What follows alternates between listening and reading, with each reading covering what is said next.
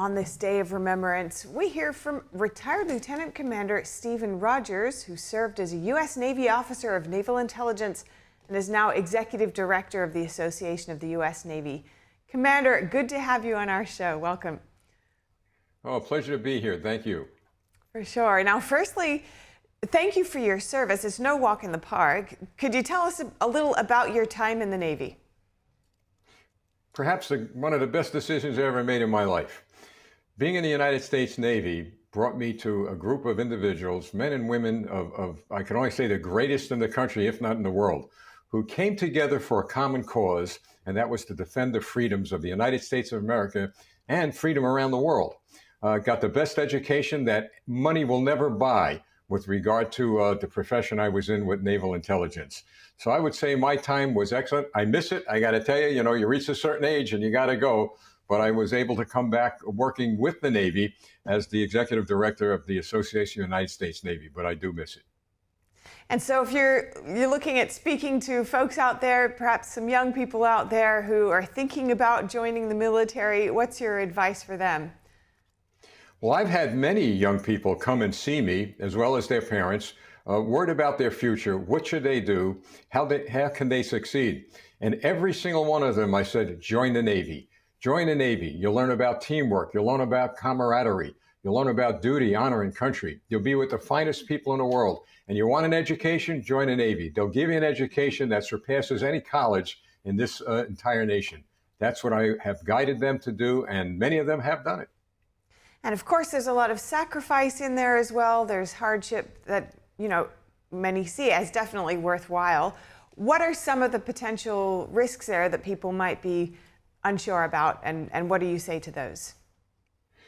Well, there's a risk in every profession. Going into the Navy that you're dedicating your life to the survival of our nation and freedom and liberty around the world. There's always a chance, a possibility that a war will break out and you will be called to serve in that war.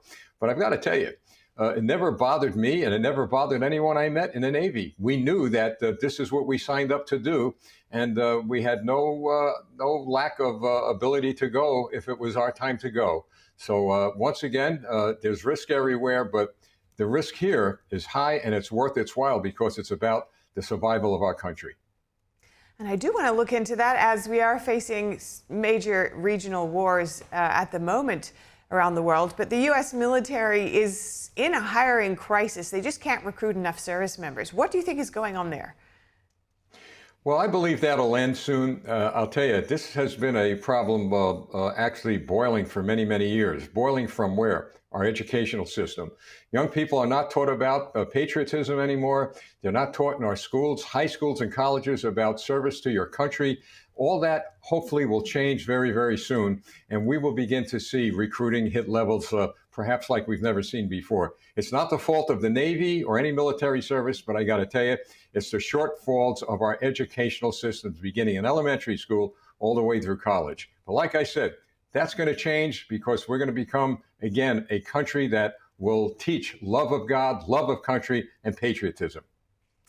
And what do you see as sparking that change? Is it the change in administration, or is there something else that's going on there? Well, I believe the change of administration will have a lot to do with it. It brings me back to the days of Ronald Reagan. He defeated Jimmy Carter, and Jimmy Carter actually didn't promote the patriotism that Reagan did. But boy, when Reagan got into office, the flags were waving. People were standing tall as Americans again. Our economy was straightened out. People were running to the recruiting stations to serve our country. And I believe under this new administration that we're going to see that repeated. So looking abroad to all of these conflicts around the world, but also to China, it's beefed up its warships of late. How do you think the U.S. Navy is doing at the moment in regards to its competitors? China and our competitors need to understand that the United States Navy is the strongest fighting force on the face of the earth. We are well prepared to meet any challenge, believe me. And now I know the news may say things differently, but I'm there. I'm with these troops. I talk to them. I speak with them. I speak to their leaders. They're going to underestimate us. Our enemies will sadly underestimate the power and might of the greatest fighting force on earth, the United States Navy. And does that expand to the U.S. military in general, or do you have another take on that? Sure does. Greatest Army, greatest Marine Corps, greatest Coast Guard, greatest National Guard. I could go on and on and on. Remember, we have the greatest young people on this earth who are doing so much to fight for freedom and liberty. And sadly, we don't see that on the news. But I'll tell you what I did actually about a year ago. I wear a baseball cap that says U.S. Navy veteran on it. And people were coming up to me, saluting me, shaking my hand. And most of the people doing it, and believe me, I was surprised over this, pleasantly surprised, were young people. Kids in high school, college graduate kids, coming up to me saying, thank you for your service, and actually saluting me. That was one of the best things a person could do right now in this country to show that they appreciate what their veterans are doing. And Commander, how are you celebrating or marking this day? We're so glad to have you here to mark the day with us. Is there anything else that you'll be getting up to? Yeah, I'm going to visit some veterans I know. I got a speech to make this afternoon. I want to get around and maybe perhaps get to a VA hospital and talk to some of the veterans, but this is what it's all about. And by the way, I'll always take time to come on your broadcast. You got one of the best news broadcasts in the country, believe me. You actually bring facts to the people. So I want to thank you for your service to this country. Oh, thank you so much. Very touching words, and thank you for your service and your time. Thank you. God bless you, and I salute you.